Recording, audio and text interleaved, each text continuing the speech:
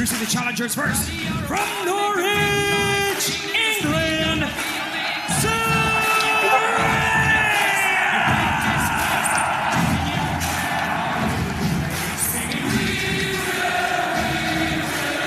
And she brought the family.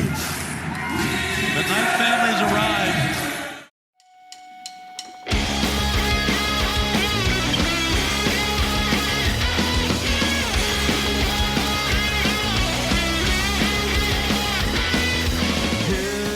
Welcome to the Contrarians, where we are right and you are wrong. I'm Julio. And I'm Alex. Here on the show, we rage against the Rotten Tomatoes machine. For the first half of each episode, Contrarians Corner, we trash the fresh red tomatoes and praise the rotten green splotches, making our case any way we can. The aptly titled Real Talk serves as the second half of each episode. This is where we discuss our true feelings on the movie we're covering.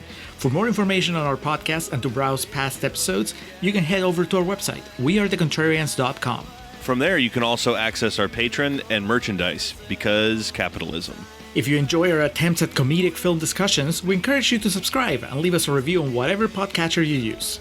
If you'd like to reach out to us directly, that's what social media is for. You can find us on most platforms as @Contrarian Prime.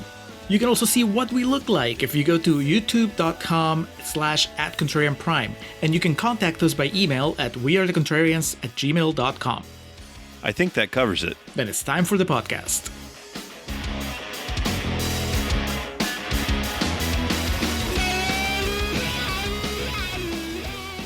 And we are recording for Contrarians Corner for Fighting with My Family. Hello and welcome to the Contrarians, where we're right and you're wrong. My name is Alex, joined as always now over 200 numeric episodes deep, 200 main feed episodes deep with my friend and life partner in the battle of the contrary, Julio Oliveira. It is the most important week of the year. It is WrestleMania week, and a supersized one this year. It is WrestleMania 40, Roman numerals WrestleMania XL. And we do not yet know if the American Nightmare Cody Rhodes will finish the story, and finally dethrone Roman Reigns, the longest reigning champion of the modern era, and I think legitimately one of the 4 longest reigning champions in the history of the WWF, 60-year history, bringing to an end a near 4-year title reign. We don't know if that's going to happen. There's a lot of obstacles in his way, one of which is the producer on this movie, the great one, the Brahma Bull, The Rock, Dwayne Johnson. Back in 2019, he certainly helped Saraya Knight finish her story of the Knight family. Just an unbelievable pack of fucking carnies from the United Kingdom. As depicted in this movie or in real life? I guess that's going to be the conversation throughout this entire episode. There's a greater than 0% chance Saraya ends up listening to this because she's a bit online in that way. So, Paige, Saraya, you know your family's a bunch of fucking carnies, so don't take it to heart. We're here today to discuss Fighting with My Family, released on Valentine's Day in 2019, starring Florence Pugh right before she fucking supernovaed into stardom. Nick Frost, the aforementioned Dwayne Johnson, Vince Vaughn. We also have director Stephen Merchant, director and writer Stephen Merchant making an appearance in this. And a few of the WWE superstars make an appearance. And Julio, we're so vested in this that I know that you would have recognized at least 2 of them that get an appearance in this. It's so Seamus. I pointed at the screen and whistled. Based on The Wrestlers Fighting with My Family, which is a documentary about the Knight family. Clips of which are used in the end credits. And we'll get to all that in real talk. For Contrarians Corner to begin with, 93% on Rotten Tomatoes. Highly rated. It kind of took me off my feet, so much so. And a movie that did all right for itself. It had an $11 million budget and made over $40 million. I guess the biggest surprise in all of this would be that it is a movie grounded in the world of professional wrestling that I had never seen, but Julio has. It is insane. But I guess it is a movie released in 2019. So that takes it out of the Alex Mattis periphery. You know, like you stopped watching movies. Fair. Like, was it 2014? So Pretty much. I've only seen it once before. And so I knew that. I remember this reminded me, doing the prep for this episode, reminded me why I thought it would be good to cover it on the show, because it has that's so unexpected tomato meter score. I had the same reaction as you. It was like 93%? A wrestling movie? What happened? And something that to keep in mind as far as like a teaser to tantalize for Real Talk, this movie had an extremely limited shelf life pertaining to its subject matter and the things that would come in her life following. So that's a big part of why I've never seen it. But watched it today. I have many thoughts, many thoughts. So let's get into it. 93%, Julio, an overwhelming majority appreciate this movie. Which reviews did you pull to demonstrate this? All right, fresh tomatoes all around on the tomato meter. We're going to start with Julian Lytle from Adobe.com, who says, Stephen Merchant, The Rock, and the WWE kind of knocked it out of the park with this one. Fighting with My Family is a dope, heartfelt movie with all the bumps and excitement that's in pro wrestling. Look at that, man. Just normal folk using pro wrestling vernacular. Well, is he a normal folk? We don't know. This Julian Lytle, he's never showed up in Contrarians Corner before, so... Well, it sounds like someone who like learned a phrase of wrestling while watching this movie and found a way to insert it into their review.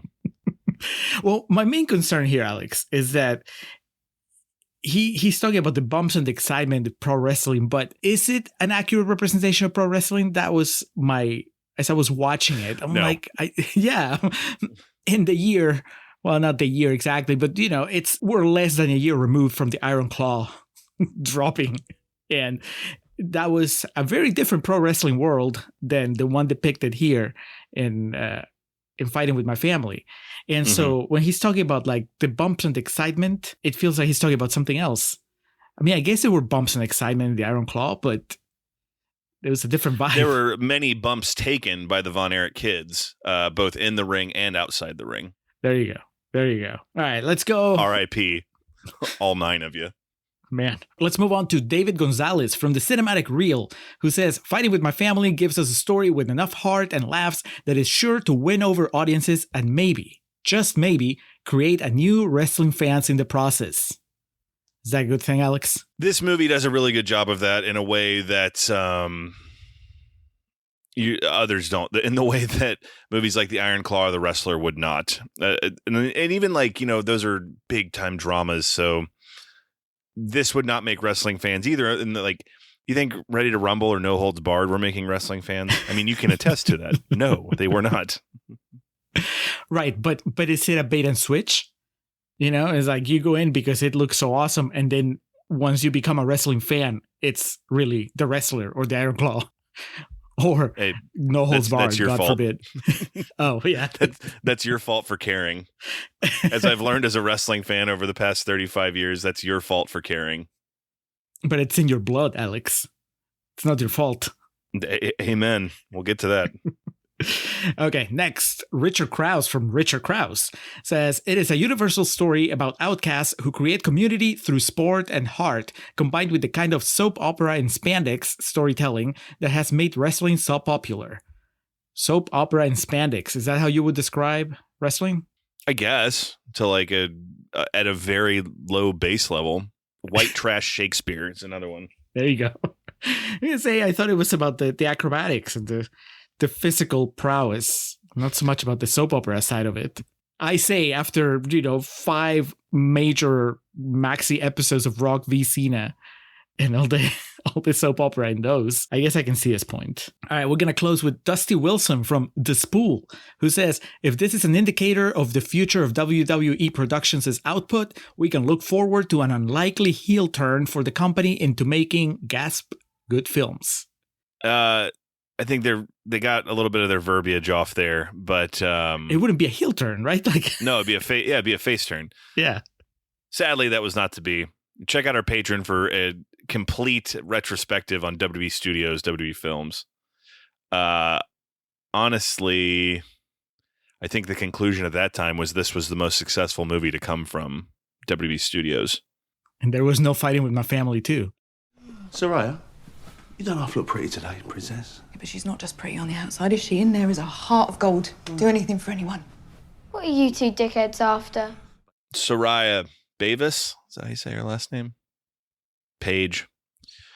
Wrestlers Rick and Julia Knight raise their children, Saraya and Zach, to follow in their footsteps. As young adults, the siblings apply to join WWE and are evaluated by veteran trainer Hutch Morgan, who agrees to let them try out before a SmackDown taping at the O2 Arena, where they meet WWE legend Dwayne "The Rock" Johnson.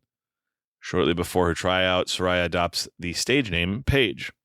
So we open this with them as kids, and they're watching King of the Ring 2000, and the boy has a cardboard version of the spinner belt that he made that was not a thing for like 5 years after King of the Ring 2000. So this really bothered me to kick things off. And we see a shot of Paige as a little girl with a copy of the Divas title, or a cardboard version of it that she made, and that title didn't exist till 2008. So already I'm annoyed. And this will not be the last time this is mentioned. They're just Stephen Merchant fudging with the timeline from frame 1. Did you know that this was a Dwayne Johnson vanity project? When you sat down to watch? Okay. Is that because you automatically assume that every Dwayne Johnson project is a Dwayne Johnson vanity project? No, but I remember how gung-ho he was about this, and how just obsessed he was with getting this movie made back in 2017, 16 when it first started. I remember it just became this momentary thing with him of this, I need to do this. And I have my definite beliefs as to why he was so smitten with this story and getting this project executed. We'll get to that in real talk. But he tells us in the movie. Yeah. he pretty much looks at the camera, breaks the fourth wall and explains it. But we'll get there. Well, I brought it up because they're watching TV, and because he gets the "and" credit. Well, that too. But he's on the TV that they're watching, right? Unlike you, I couldn't tell you what the era was. But it's such a weird match to pick for him, winning the title. Literally any of the other matches where he won the title would make more sense, unless Paige or her brother were consulting on the script and said they specifically remember King of the Ring 2000, but you could do fucking Backlash 2000 or Vengeance 2002. The Rock had way more celebrated title wins than King of the Ring 2000. I mean, if you're gonna mess with the facts to put those fake belts in the opening before they were created, why wouldn't you mess with the fact? I don't care which match they were actually watching when they were kids. Just put the one that looks better, right? Yeah. Or create a new match. Just have Hogan fighting Andre the Giant. There you go. Dwayne gets the "and" credit, but Vince Vaughn gets the "with" credit. I was pretty fired up about that. And they show these fucking horrific stage parents exploiting their kids at a young age and making them wrestle and fucking take bumps when they're 13 years old. The kids kind of got it down already, though. They're in a collar and elbow and having a full conversation about what to do because it's fake, So is that a thing only in England, or is that happening also here in the United States? This kind of underground preteen fight club or wrestling club. I mean, you can find kids kind of wrestling anywhere in today's climate. There's I guess you'd call her a prospect. Her name's Billy Starks, and this girl that a lot of people seem high on, and she's been wrestling since she was 15, and she's just now 18. I don't know if it's a good idea to put minors in the ring with people who aren't and have been wrestling for 20 years, but I don't. Who's to say, honestly? Nick That's Frost the point. is to say. It's fake bullshit, so it doesn't matter. You couldn't do that in professional sports, but this shit's not real. So, but I do know the British scene specifically has the Dynamite Kid was wrestling when he was, I think, 15 or 16. Davey Boy Smith the same. Mexico's the same way. To be honest, it's at a much higher level than here. Rey Mysterio Jr. I think his first match was when he was 14 or 15. It's a bit more part of the indie culture there than it is here.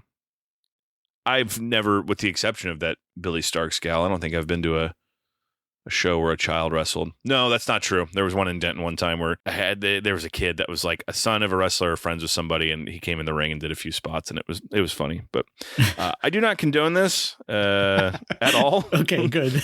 Can see we're like tiptoeing into the beauty pageant territory. Like, Little Miss Sunshine, but with more violence. But yeah, this is kind of like the opening salvo into the exploitative nature of Saraya and Zach's parents. And one of the things I will give this movie credit for, though, is it doesn't shy away from showing the parents of Saraya and Zach just the level of carny fucking fraud shit they executed. And it's still going to this day. I'm sure they sell 8x10s that they signed themselves with Saraya's picture on it back in the UK. So do you buy Nick Frost as this character? Because I have trouble with Nick Frost whenever he's not attached to Simon Pegg. And it's weird that, in a few scenes, we're going to see Stephen Merchant show up. And I'm like, why didn't they give Simon Pegg that role? That way you would have the duo as they're meant to be together. There's something off when Nick Frost doesn't have Simon Pegg to balance him out. And maybe I just don't like disliking Nick Frost. and I wasn't a fan of him here. He's not a particularly good dad. Do you know his wife from anywhere? Lena Headey? No. Should I? Have you seen the Judge Dredd movie that's not Stallone? From like 2009 with Carl Urban? Yes. So she's the villain in that movie. Okay. That's what you would know her from. I mean, the rest of the world knows her from Game of Thrones because she was the queen in Game of Thrones. She was Cersei Lannister and she was amazing. So that would have been like a big get for this. Yeah. Yeah, she was already a known everywhere. So arguably, I guess depending on which side of geekdom you fall on, she would be a bigger name than Nick Frost in that sense, right? Like Nick Frost is not in Game of Thrones. And then she was, I guess if you want to go further back, she was in that TV show, the Sarah Connor Chronicles. All right. Maybe she played Sarah Connor? I don't know, but she's one of the main characters there. So she's kind of like a big deal. Never would have thought that her career would lead to her being in, like, the next stage in her career, post Game of Thrones, would be a movie about wrestling. Shows you what I know. Dredd was 2012. I went too far back. The main thing I remember about that was Olivia Thirlby from Juno. I remember she was in it, and that was kind of the reason I saw it, because I felt like she should have been more after Juno than she was. She should have been Dredd. But you know what? The movie she was in last just won Best Picture on Sunday, so I think she's doing all right these days. What's Carl Urban done lately? Excuse me, have you ever been to see live wrestling? No, Well, can I ask why not? because I'm not a child or a moron. There's a part in the opening of this where Paige and some of her friends are out handing out flyers for the upcoming show, and these what I guess would appear to be popular girls. It's a theme of 3 blonde girls being against Paige throughout this movie. They ask, have you ever watched wrestling, or do you like wrestling? And she said no. And I said, why? She says, because I'm not a child or a moron. And I was like, fucking amen. Preach. That's why I always say, I don't want this life. It chose me. And so like that, the fact that was written into it, I was just like, see, these people knew what they were doing. They know it's a disease. But those girls never get a comeuppance. I mean, I think that the movie then bends over backwards to show you that wrestling is a force of good.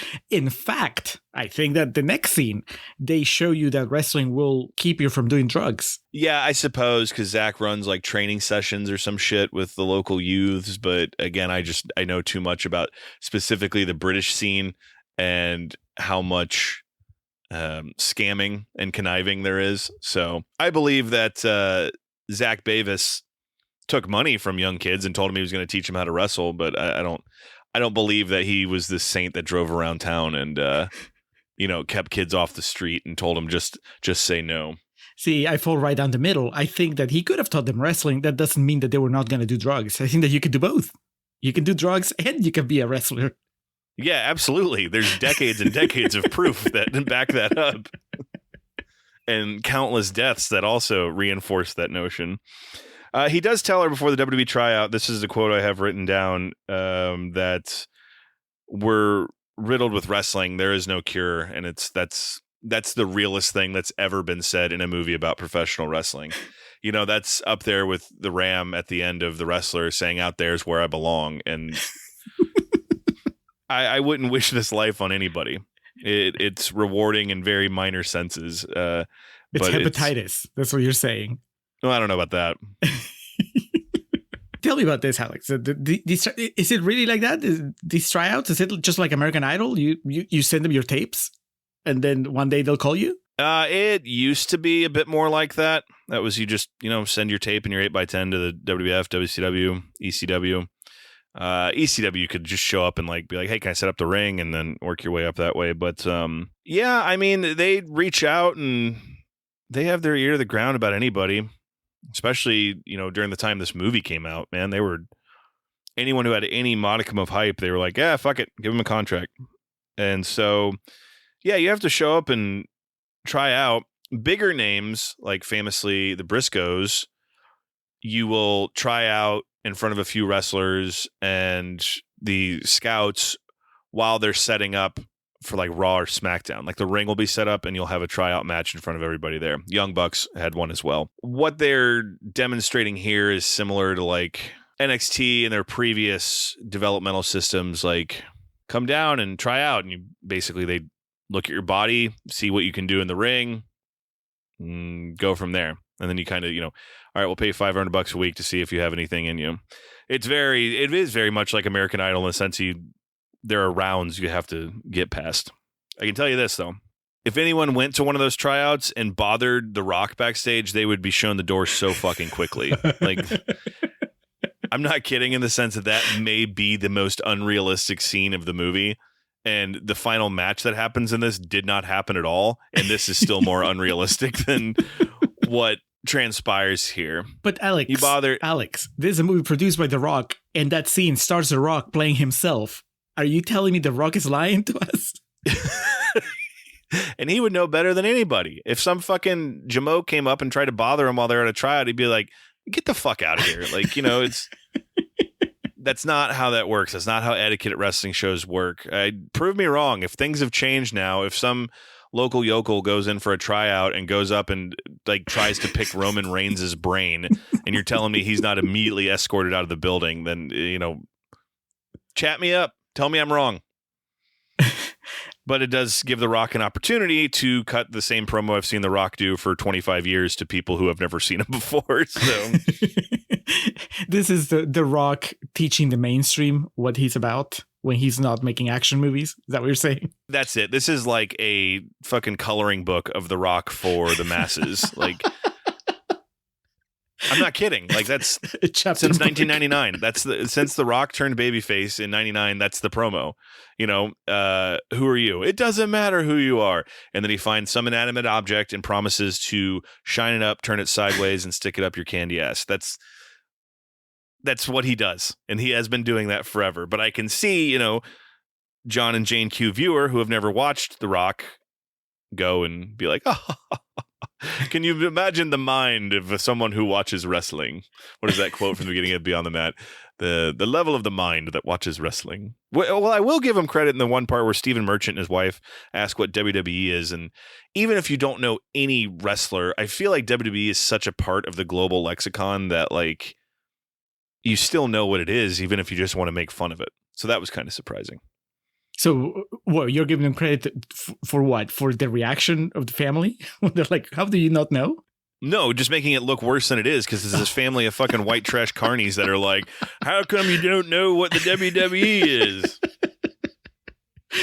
It's the problem with Ready to Rumble that since that movie came out, everyone has always said it's a movie where all the naysaying characters think that wrestling is just stupid bullshit for white trash, and the people supporting it are stupid white trash. That's the message in that movie. And here it's, you're not expanding anyone's mind. God damn. I imagine if Florence Pugh had anything to do with this today, and gave praise to WWE. Can you imagine the endorsement of that? But it's not to be. She made this. She's like, I am out of here. Shook The Rock's hand. It's like, thank you. Until we meet again. She gave him the Kurt Angle at ECW, went up and said, I'm leaving. I want my check mailed to me. And if my face is shown anywhere on this broadcast, you will be hearing from my attorney. In the actual tryout, there's a wrestler who I believe is supposed to look like Pete Dunne. Like, there's a few Easter eggs in this for, people like me to point at the screen. One of the wrestlers in there, I think his name's Dan Mastiff. He's just a British wrestler. I was like, huh. There's a pretty big Easter egg that I'm going to talk about in Real Talk, specific to the UK wrestling scene. I started off here too with I don't know who Vince Vaughn's supposed to be. I was going to ask you when you're talking about Easter eggs. I was like, is Vince Vaughn supposed to be someone? I think he's a composite character because the way he addresses like the trainees when they get to NXT and shit sounds a lot like the tales you hear of John Laurinaitis, Johnny Ace, the big speeches he would give before seminars or tryouts or whatnot. But then at the end, it's like, is he supposed to be Mick Foley? Because the Rock says something about throwing him off the top of a cage. And I think he's just kind of like a composite, but I win in the end because Vince Vaughn's wearing an NXT tracksuit for the majority of this movie. And that visual to me is so fucking funny. It's weird to cast him for this character though, right? Because it's not a Vince Vaughn character at all. No, he's very just gruff and unhappy. He's very serious, but at the same time you can sense the inner Vince Vaughn trying to break through. So there's a couple scenes where he just can't help himself and starts doing the Vince Vaughn riff, and then I guess Merchant just pushed the button and the electric collar shocked him, and then he was like, oh, went back to to his character. But I was trying to figure out why they would cast Vince Vaughn there unless he's just really, is he a wrestling fan? Is that what's going on, or is he just friends with The Rock? How do you end up with that casting decision? Because it's not like he's going to be driving people to watch the movie. I mean, we all love Vince Vaughn, but I don't think that we love him to that level. That I don't know. And when he gives the speech about like his wrestling career and basically, summarizes the plot of The Wrestler and says that was like him, that's exactly it. It's like that's not something for Vince Vaughn to do. So are you telling me that if they had cast Mickey Rourke as this character, as the Vince Vaughn character, it would have been too much, actually. I think the movie is just too sad. I just think this screams of something of like Dwayne and Vince Vaughn hit it off at a party and he wanted to give it to him, or their two publicists were friends or something. It's too odd of a casting choice to not have some sort of backstory to it. Like, I don't believe there was a casting call and there were 10 auditions and Vince Vaughn had the best one for this role. I like Vince Vaughn a lot. I need to be fair. Yes, I like Vince Vaughn a lot. And I think when he's used properly, he's one, very funny, and he can be a captivating actor. We are two big supporters of Fred Claus. Yep. And he's a big part of that. But here, yeah, you're exactly right. I'm just like, I don't have to explain anything. I wish you the best, son, but this is the end of the line for you. Speaking of which, Morgan chooses Paige to train for the WWE, but not Zach, despite Paige's protests. Morgan forces Zach to return home after making it clear he will never be signed to the WWE, leaving Paige with no one to stick up for her. Arriving at NXT in Florida, Paige has difficulty with the training, especially given that her fellow trainees are mostly models and cheerleaders who have no wrestling experience and thus make poor opponents. Paige also struggles with performing choreographed promos as they clash with her own natural instincts and suffers from Morgan's constant belittlement of her mistakes.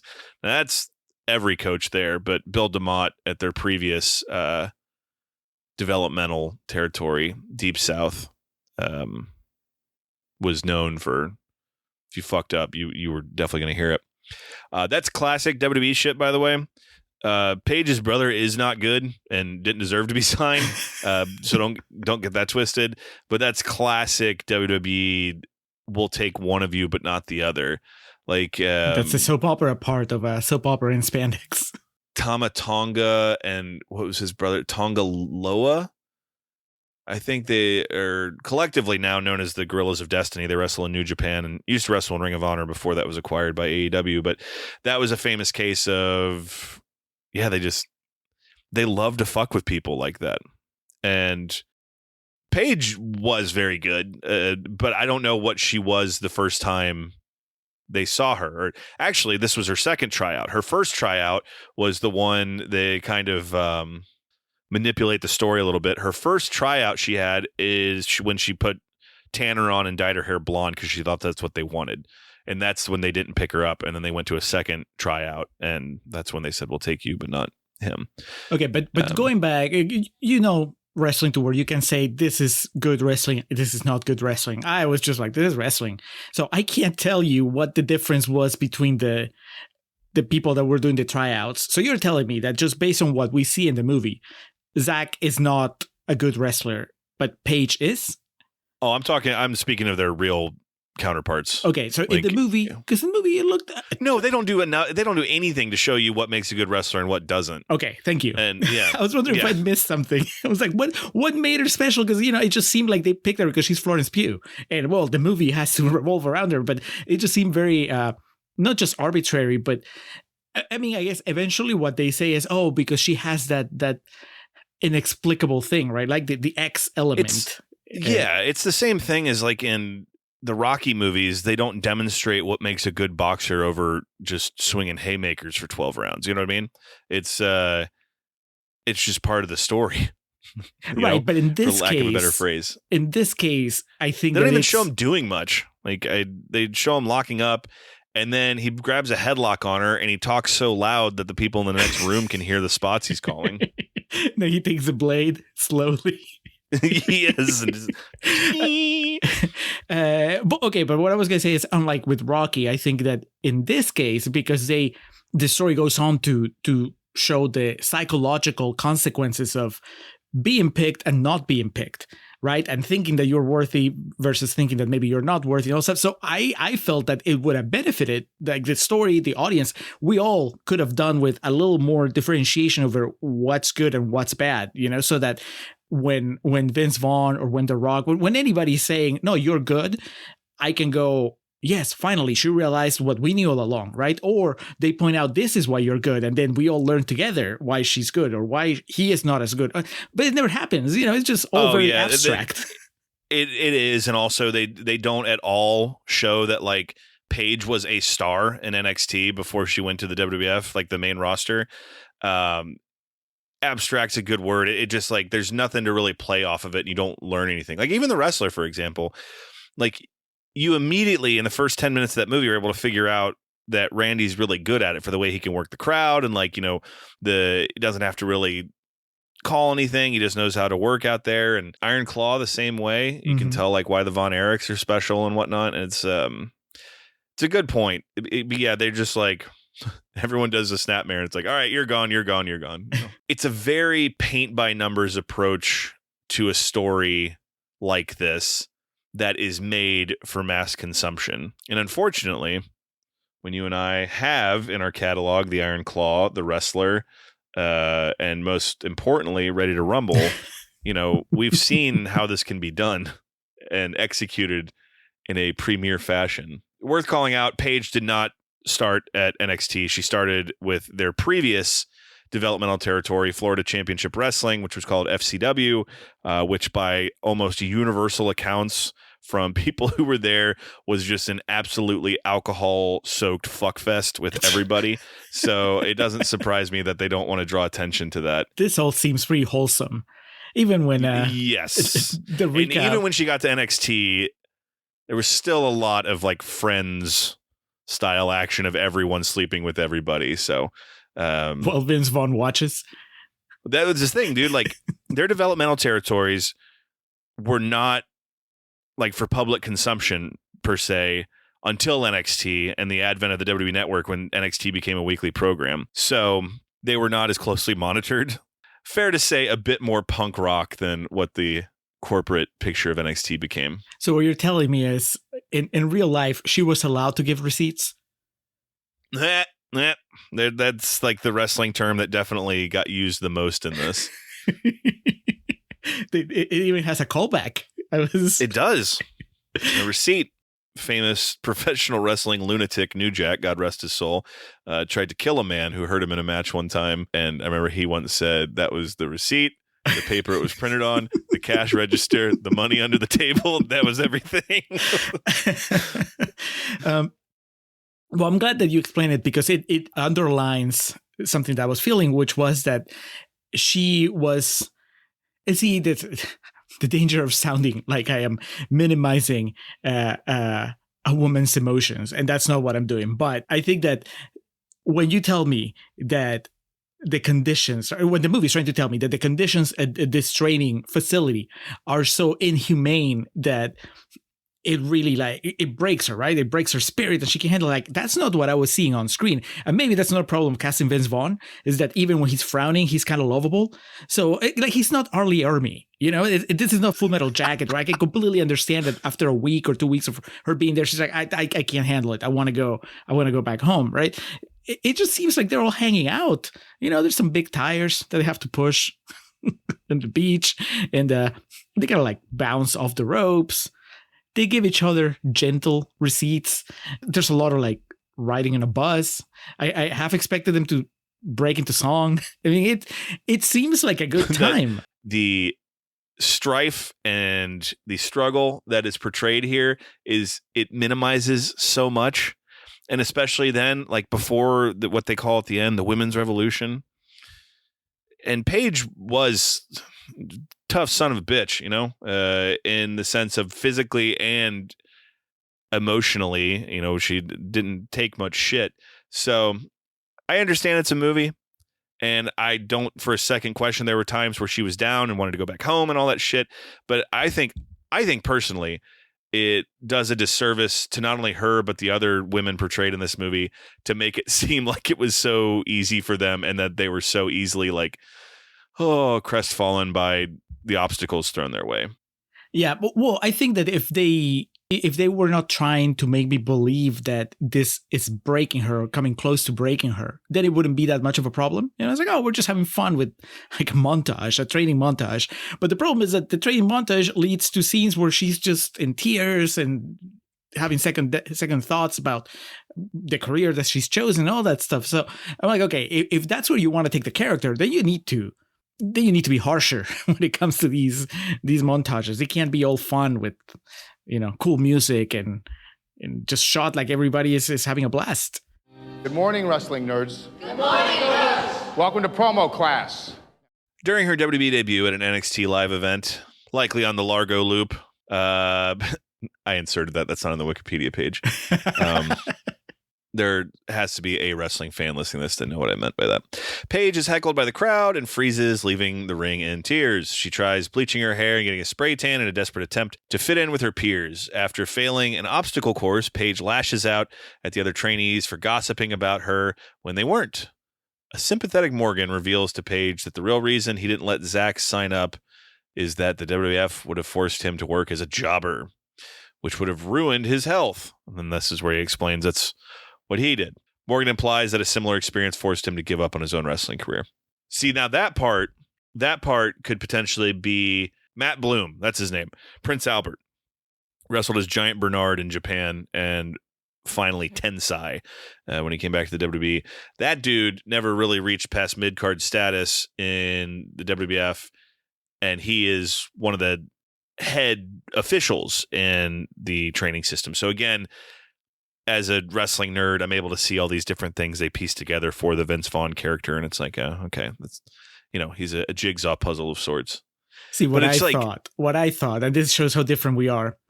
I thought back to the Muppet Caper when Kermit sits on the bench with, I think it's Peter Falk, and Peter Falk goes on this rambling that ends up being about himself.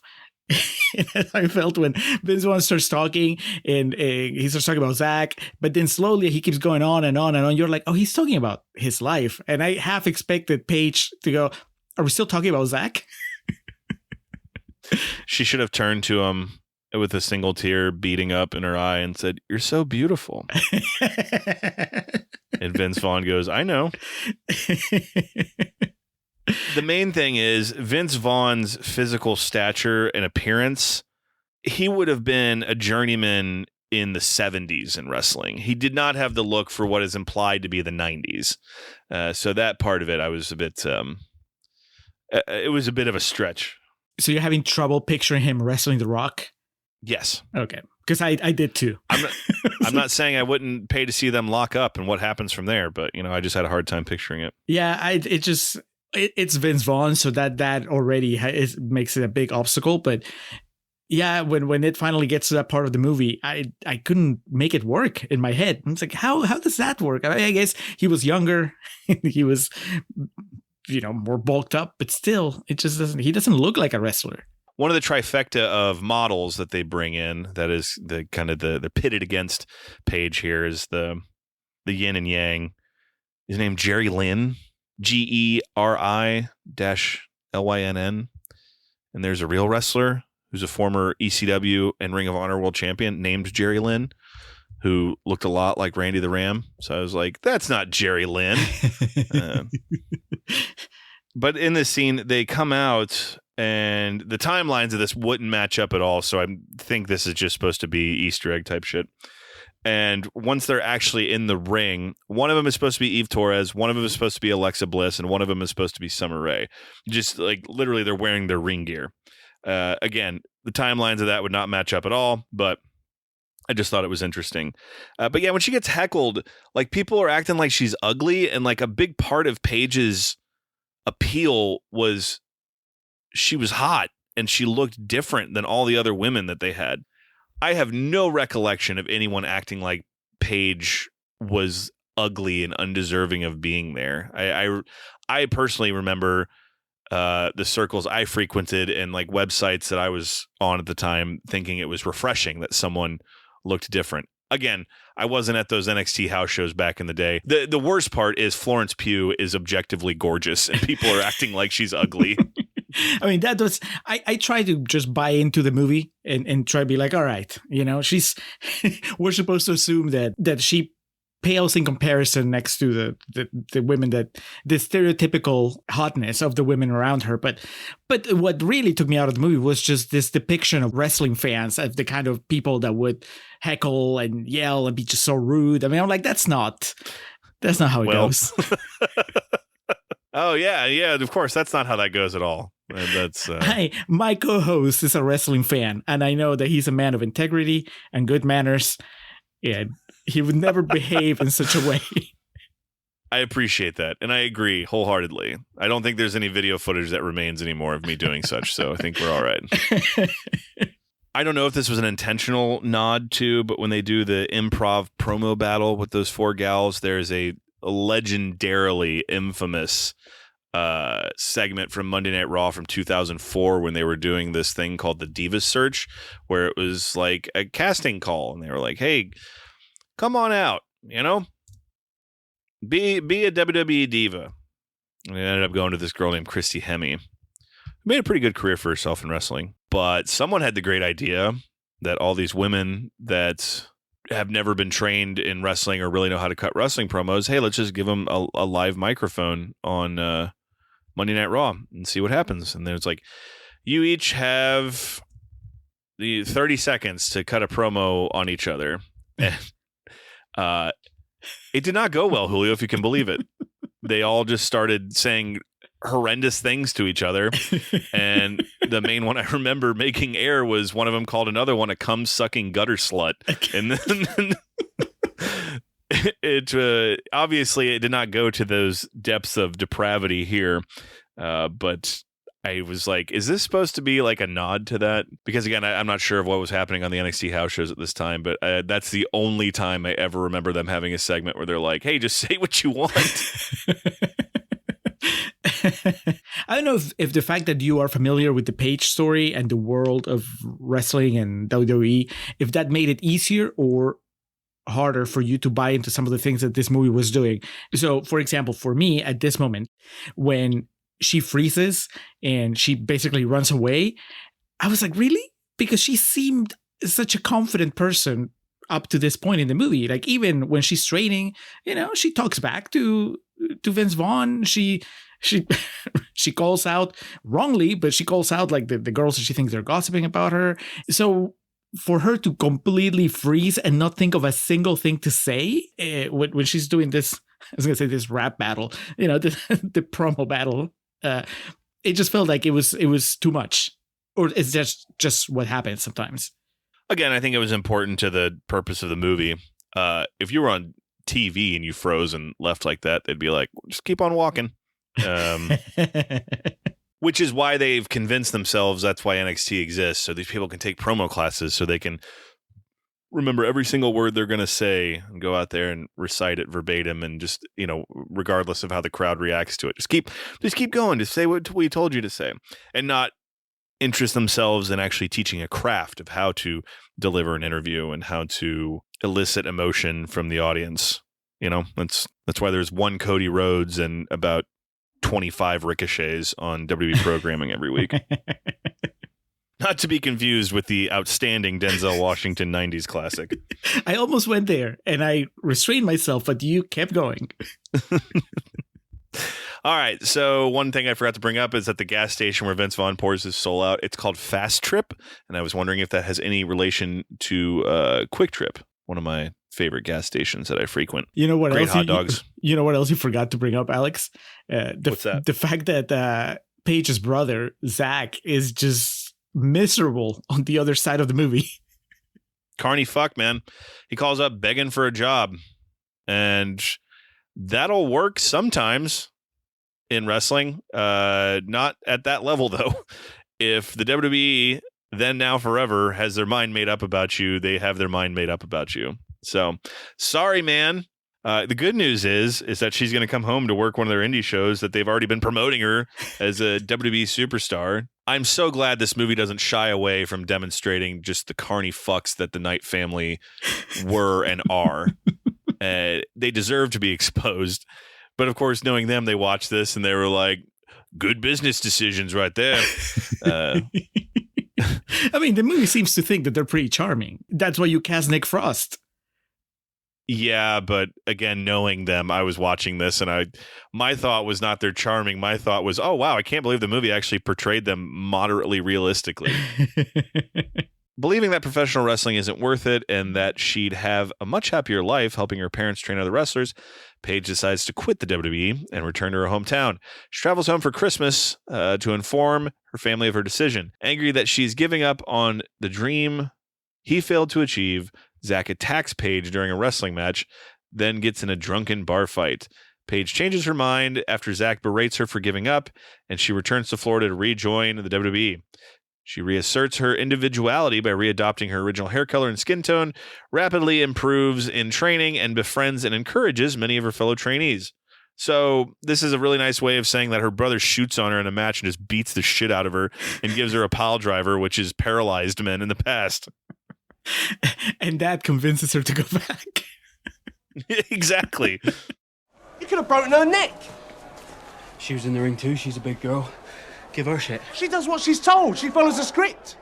I was sympathetic towards the pain of the brother up to this point. In fact, I kept thinking... I know the real Zack Knight, so I was not. Right. This might be one of those instances where my lack of familiarity with the real story worked in my favor when I was watching the movie up to a point. So up before he goes psycho in the ring, I actually was thinking, man, this is the most interesting plot. I really wish that they had left Paige training with Vince Vaughn and we had focused on this dude that just had the rug pulled out from under him, who thought he was great, and now he's been reality checked multiple times, and now he has a baby in the way and he has to basically humiliate himself, and come to terms with just where he stands. Brother, even if you don't know this guy, how can you have sympathy for anyone who's chosen pro wrestling as a life path that it blows up in their face? Yeah, but he's training the youths, and yeah, he's keeping kids off weed. Yeah. There's that shot where he's on some match back in England and they throw him on top of like a bunch of thumbtacks, right? Like there's his opponent litters the mat with Oh, yeah. And he doesn't even sell them either. It kind of pissed me off. Okay, well, but then there's a cut after, and he's just pulling them out of his back. So it's hard not to be sympathetic towards somebody that's going through that, because I was like, it throws you back to better movies. I was like, oh yeah, that's kind of like the wrestler, like the real stuff. Paige is complaining about hanging out with Vince Vaughn, and this dude is actually getting hurt back in England.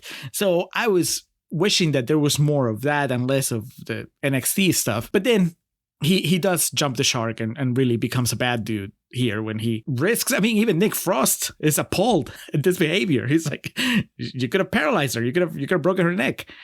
So yeah, that's when I stopped cheering for Zach, wishing that he did better. And I guess that's when I came to terms with the fact that everybody in that family sucked. I was not able to find much more on this, but according to the IMDb trivia section, there is another Knight sibling who is not represented in the film, but is briefly featured in the documentary on which it's based.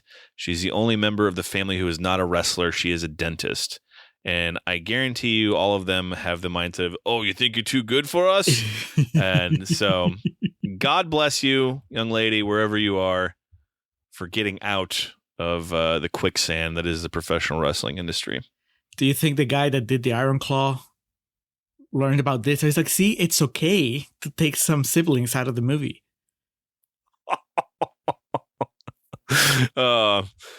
See, I still maintain that Fritz had it in his will. He's like, if there's ever a movie adaptation, Chris isn't allowed to be in it. I mean, you would know better than me, but that was just an off-color joke, Julio, because Fritz hated Chris, and he told Kevin towards the end of his life, if you had any guts at all, you would have killed yourself just like your brothers. Jesus. I was bummed they didn't include that in the movie. Holt McCanley pulling a gun. According to lore, the gun that Carrie shot himself with, Fritz pulled on Kevin. And that's when he said, if you had any guts at all, you'd kill yourself. To which Kevin, after telling this story, says, and I want you to know my daddy was a good man. I was like, all right, brother. See, Nick Frost is looking pretty good now. During this part of her finding her confidence has like arguably the most wrestling's fake moment I've ever seen in a movie, where they're like drilling this dual suicide dive over and over again for this tag match they're running on the house show. And when they finally hit it, they all four sit up, stop selling, and just smile at each other while the crowd's watching them.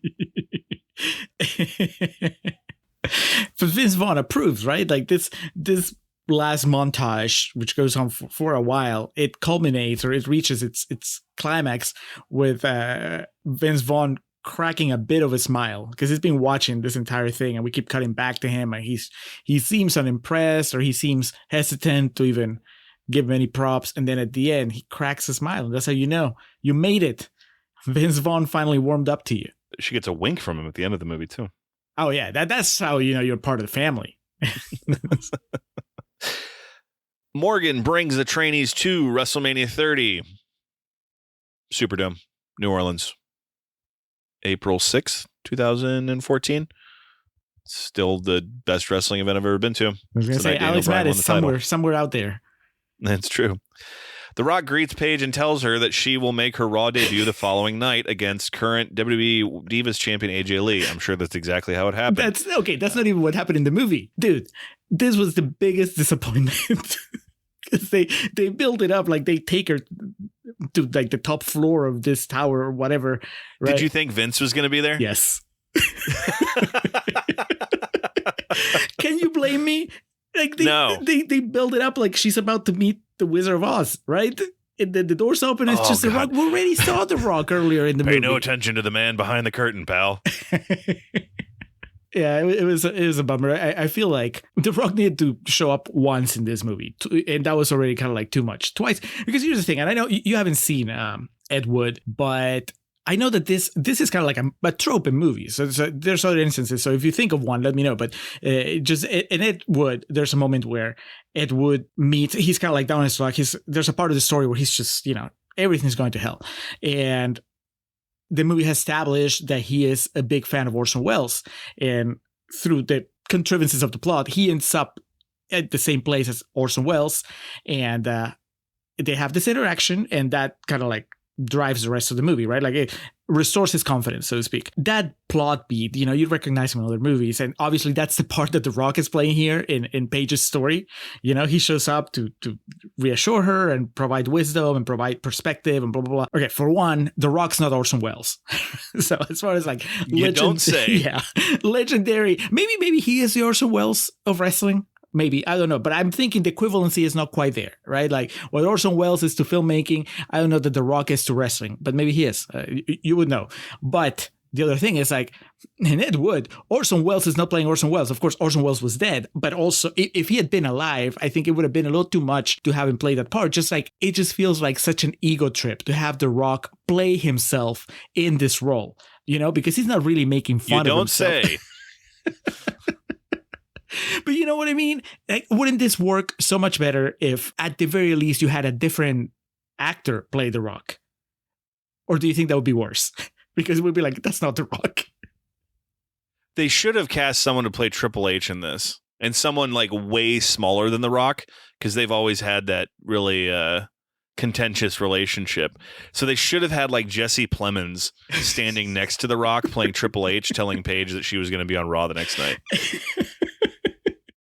Good luck tomorrow, Paige. Yeah, thanks for picking me. Nah, I didn't pick you. I just work here.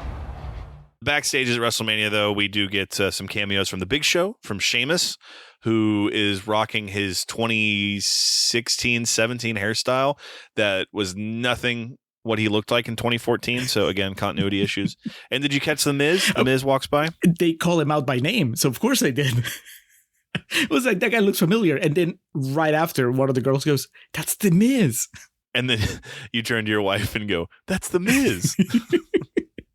Back home, Zach's got the itch back and he's going to start training kids again. The only reason I took note of this is because it's a montage set to Born to Raise Hell by Motorhead, which is a banger. And it's the song that starts Airheads off.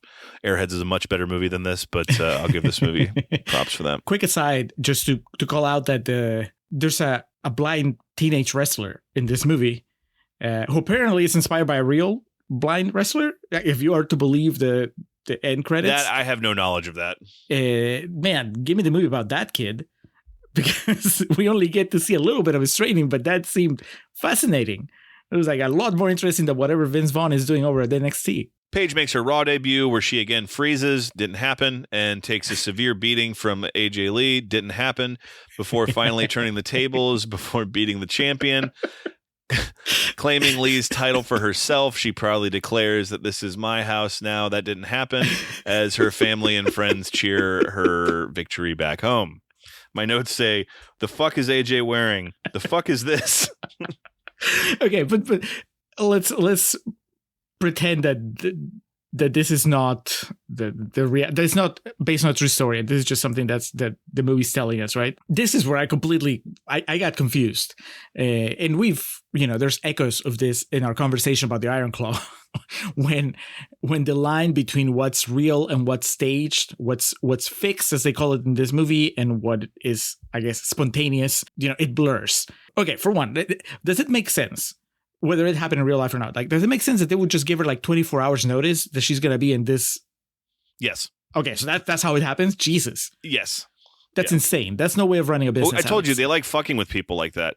I don't know if that's exactly how it happens anymore. It probably does, yeah. But like as recently as just a few years ago, yeah, they love fucking with people. Like especially WrestleMania weekend, they bring everybody in and then they'll be like, hey, you're going to be on Raw tomorrow night. And you just have to deal with it.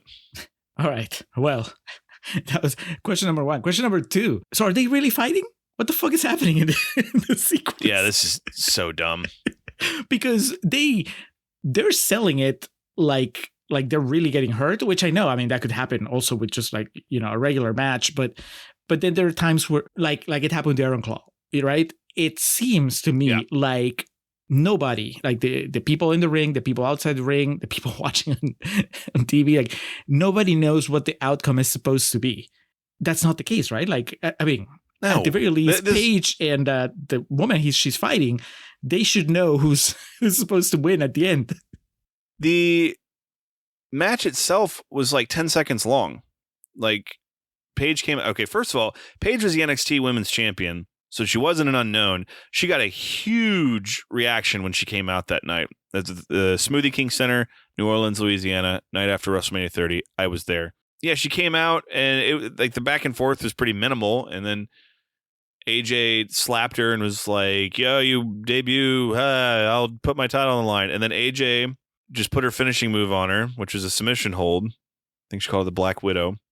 And then Paige just reversed it, and her finisher called the Paige Turner, and that was the match. It was like 10 seconds. She pinned her and got a huge reaction for it. And then she hit the fucking back. She did not make some big impassioned speech. I think they had to clear the ring so the Ultimate Warrior could come out and say goodbye before he died later that night. Jesus. I'm glad they didn't put that in the movie because that would have cast a pall on Paige's debut. Yes. I'm sure Nick Frost and Lena Headey wouldn't have given a fuck. They would have just continued partying over in England. That became her catchphrase. This is my house. Yeah, this was all very Hollywood. Okay, to say but the very what least. do you think the movie's trying to tell us? Because I think that's the main problem. I don't it's know. It's Rocky, dude. It's just a paint by numbers story, and there's nothing wrong with that. It's just the feel good. But in this scene, like, are we supposed to, like, when you're watching the movie, does Vince Vaughn know what's going to happen? Does The Rock know what's going to happen? The Rock had already flown back to Miami, dog. Like, he wasn't there. What is he shooting at the time that the story is happening? That would have been early 2014. So maybe Skyscraper, maybe Jumanji. You know, he had places to be, people to see. Grabbed a hot dog and was on his way. And then also, like, the idea that on a Raw, she could grab a mic and do, like, this long-winded improv promo without the lights going out or cutting to commercial, and then Vince Vaughn's just like, "You're gonna make it, kid." It's a bridge too far for me as a wrestling fan who knows who has a good idea of how the sausage is made at those shows. Do want to give a shout out to Zelina Vega. Tia Trinidad is her shoot name. She played AJ Lee. AJ Lee never wore ring gear like that, so I don't know what the deal with that was. AJ Lee had pretty fucking cool ring gear. It was very individualistic. She was kind of the precursor to Paige for the gal who obviously she was still beautiful, much like Paige is, but did not look like what they were constantly churning out in terms of top heavy blondes and whatnot. AJ and Paige would team together to defeat the Bella Twins at the next year's WrestleMania in San Francisco, where Paige's whole fucking Carney family was front row. But I just want to give her props because Zelina Vega really, when she's cutting like the promo at the end, she really hits the cadence of AJ Lee. Like, I thought that was just really well done in a scene where I was already like, what the fuck is going on? This isn't what happened. And I was there. I would remember. That stuck out as something that was good. So props to her. And then we get some title cards that Paige's involvement in the WWE helped spark the Women's Revolution in 2015. I think they put Women's Revolution in quotations because that was like a marketing thing they did. But that's when they were finally able to vote, right? Exactly. They were able to vote and to leave the house without their male counterparts. It's when Stephanie McMahon gave them permission to do so. And the best is the final title card that lets us know that Dwayne Johnson is still alive and well at a remote location. It says like Dwayne Johnson went on to have a successful career outside of wrestling. And it's like, oh, the fucking nerve, dude. Like I just can watch him watching the final cut of the film be pressed. And when that title card goes up, his arms are folded. He's wearing a shirt with the sleeves cut off with his glasses on and just nodding his head in approval. We missed it, and we need to call it out. You know, we called out Sheamus and The Big Show and The Miz. John Cena is there too. I guess that's in the WrestleMania part of it, right? No, that's at the Raw the night after. That's just actual footage from that Raw that they just I don't care. put It's into Cena. it. He's there.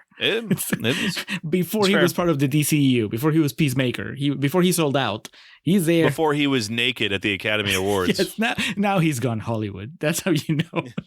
The Academy has assimilated him. But this is before that. I heard the music. I'm like, hey, yeah, I know that.